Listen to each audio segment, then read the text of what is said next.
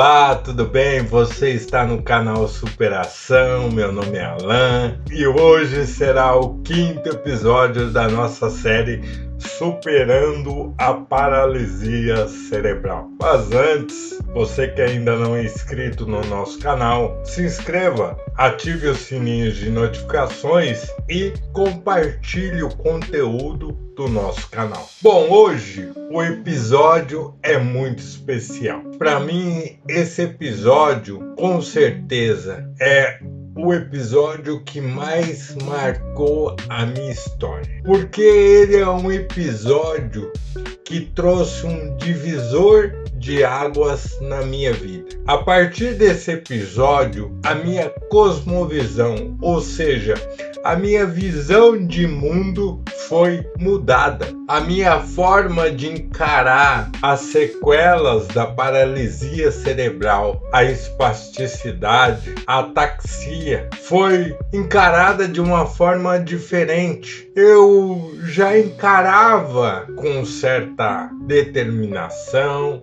resiliência, perseverança, garra, mas após esse episódio, a minha forma de ver tudo o que aconteceu comigo e encarar aquilo passou a mudar. Porque algo extraordinário aconteceu. O episódio de hoje é sobrevivendo em meio a uma sentença de morte. Opa, peraí, sentença de morte? Parece que o título está muito marqueteiro. Não, o título está de acordo com a realidade da minha vida, do que eu passei no ano em que eu estava na 8ª série, com 17 anos. No episódio passado você ouviu que eu havia encarado os desafios na escola e o maior desafio foi enfrentar o problema de conseguir fazer uma caligrafia legível para que a professora pudesse conseguir corrigir a minha prova de análise sintática em português. Foi uma luta, foi determinante ali aquela sentença, mas eu consegui superar. E estou na 8ª série, todo empolgado, um ano maravilhoso, aonde todos os jovens adolescentes querem chegar. Afinal de contas, eu estou prestes a concluir o 1º grau, logo me ingressar numa faculdade, começar a pensar o que eu quero ser como profissional, o desejo de, por que não, casar, constituir família, ser um cidadão, produzir numa sociedade, tudo passando um turbilhão de coisas na minha cabeça. Um ano empolgante, comecei com toda vibração, energia para dar o meu melhor. Só que, de repente, no meio daquele ano deslumbrante, cheio de ansiedades, esperando o dia da colação de grau, surge na minha vida alguns sintomas que eu não tinha e que era desconhecido. Uma dor de cabeça constante, forte, que não passava com remédio nenhum, alguns apagões, desmaios repentinos, e o meu pai, como profissional na área da saúde, da enfermagem, como vocês já sabem, logo, tempestivamente, resolveu me levar a um médico. Então ele resolveu me levar num neuro, e ao me levar em um neuro, o médico solicitou alguns exames e um desses exames era uma tomografia computadorizada. Neste exame em especial foi diagnosticado que eu estava com um tumor maligno no cérebro, especificamente na hipófise. Quando o médico viu aquele exame e viu que era algo grave, ele solicitou um encaminhamento para um tratamento imediato de urgência no Hospital das Clínicas em São Paulo. Só que na mente do meu pai, veio a cena lá do parque. Puxa, de novo, o meu filho está sentenciado à morte. Porque, pare e pense, um tumor hoje em dia é algo que já assusta. Um câncer já assusta. Ainda hoje, com a medicina avançada do jeito que está. Agora pensa o cenário há 30 anos atrás, que é exatamente isso. Eu estava com 17 anos, hoje estou com 48 anos, mas uma pessoa com um tumor maligno na hipófise. Foi como se tivesse tirado o chão do meu pai pela segunda vez. Nem tanto que o meu pai não conseguia nem trabalhar direito. Até porque eu não conseguia, com aqueles sintomas todos, frequentar as aulas. Eu ia para a escola e logo ligava o coordenador, a diretora, pedindo para me buscar porque eu não estava bem. Os professores estavam se compadecendo da minha situação. Além do fator da paralisia cerebral, agora tem um novo fator para que ele tivesse empatia e compreensão e me ajudasse. Eu lembro que naquela época foi um clima tão de empatia que até aqueles colegas de escola que não se importavam muito comigo e ainda tiravam sarro começaram a se compadecer daquela minha situação, porque havia um risco de morte. Não sabia se num daqueles desmaios eu iria voltar. Então meu pai prontamente foi falar com a diretora da unidade do hospital que ele trabalhava e ela prontamente também se compadeceu da situação e até liberou ele por um período do trabalho para que ele pudesse tirar uma licença ali forçada para cuidar de mim. E não só isso, mas reforçou e ajudou no encaminhamento para que eu fosse tratado lá no Hospital das Clínicas. Então, começa ali um intenso tratamento. No Hospital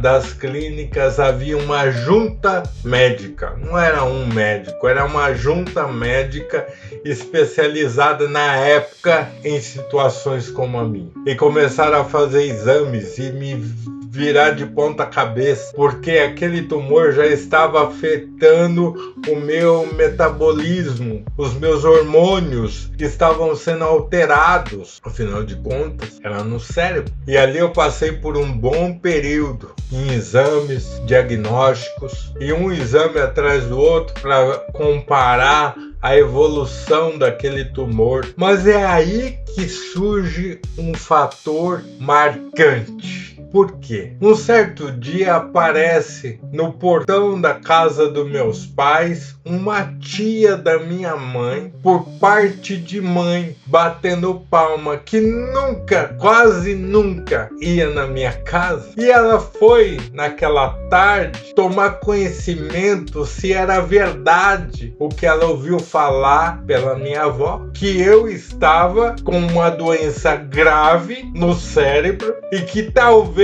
eu não sobreviveria para contar a história. Aquela mulher chega ali e diz, com toda a simplicidade dela, eu fiquei sabendo que o Alan está doente e é uma doença grave que corre risco de vida. E minha mãe, então, toda angustiada, disse, sim, é verdade. Nós estamos passando por um momento muito difícil, mais uma vez, com o Alan e a sua saúde. E ela disse, olha, que bom, porque eu vim falar que eu acredito que Deus pode livrar o seu filho dessa doença e fazer aquilo que talvez os médicos não consigam fazer, não possam fazer por suas limitações. Eu acredito, eu tenho fé que Deus deixou o Alan viver até hoje, porque ele tem um plano na vida deste menino e ele não vai morrer tão fácil hoje. E eu quero começar, se vocês permitir, um período com vocês de oração pelo seu filho todos os dias. o meu pai imediatamente se agarrou àquilo com uma esperança de que realmente Deus poderia transformar aquela situação de lamento em alegria. Minha mãe também não fez caso, mas eu estava cético. Afinal de contas, eu confiava muito na força do meu braço, na minha dedicação, no meu empenho. Em mim havia uma mistura ali de sentimentos de alegria com frustração, com tristeza, alegria de ter vencido várias barreiras até aquele momento, alegria de estar na 8ª série e poder completar ali o 1º grau, mas a tristeza de estar sentindo aquela dor,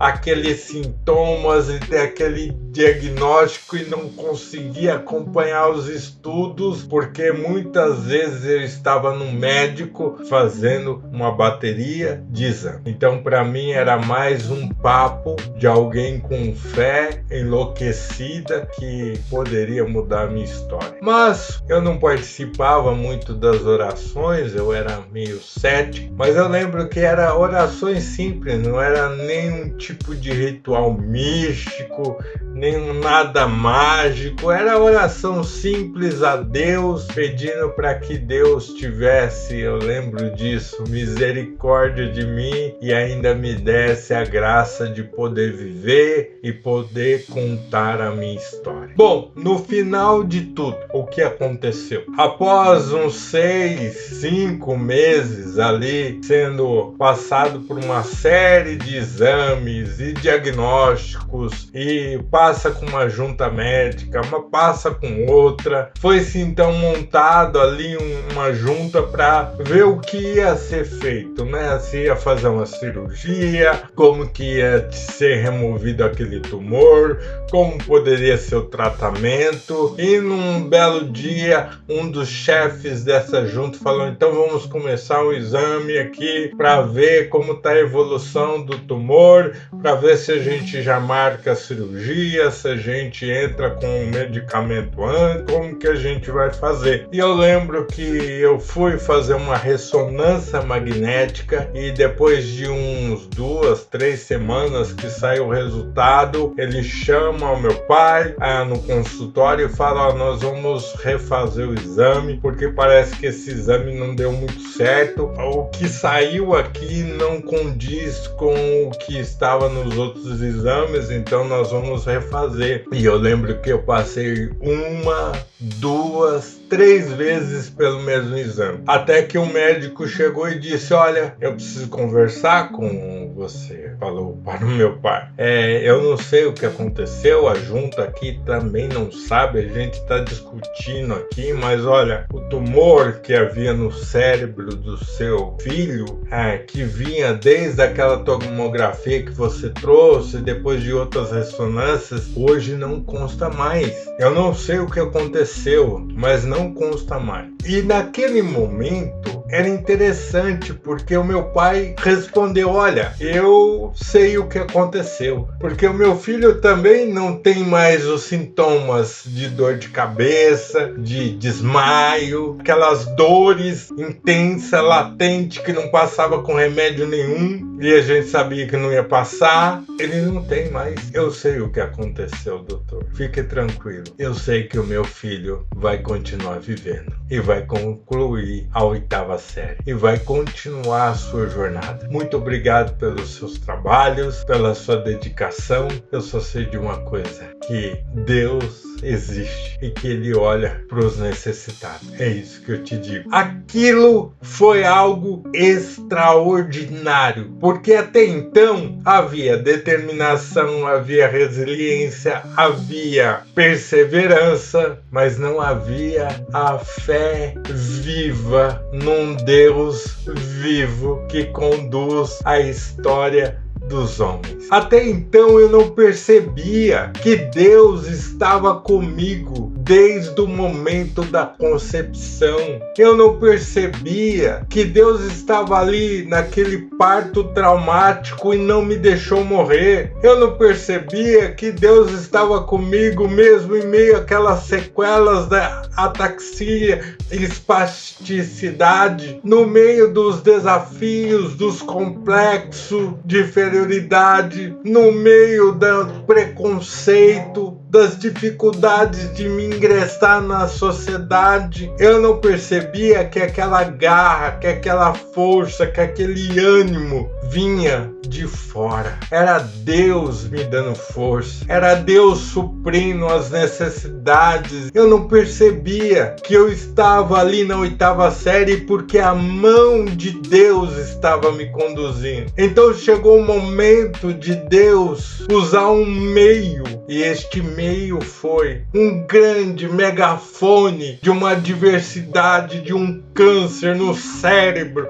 de um tumor no cérebro, dizendo: eu existo e estou cuidando de você e tenho um plano na sua vida. Você vai viver para contar a história e para inspirar outras pessoas e para ensinar as pessoas que elas não estão neste mundo por acaso, que elas não estão neste mundo só por passar e por passar neste mundo. Aquilo mudou a minha história. Eu não falei para você que foi um divisor de águas. Eu comecei a olhar a minha história de forma diferente. Eu passei a olhar para as circunstâncias de forma diferente. E um fator novo entrou na jogada. E o fator é a fé num Deus que existe, vive e socorre os necessitados, os fracos, que dependem de ajuda. Espero que você tenha entendido o fator predominante que mudou e trouxe um divisor de águas na minha história. Aquele ano eu consegui concluir a 8ª série, fiz a minha colação de grau e segui rumo adiante na história que estou te contando. No próximo episódio, que será o último episódio dessa série, eu vou resumir desse ponto até hoje. O que, com a fé em Deus, a perseverança, a garra e a resiliência, eu tenho conquistado e superado até hoje, com o fator que mudou a história, sabendo que a graça de Deus, a bondade de Deus e a misericórdia de Deus tem me sustentado até aqui.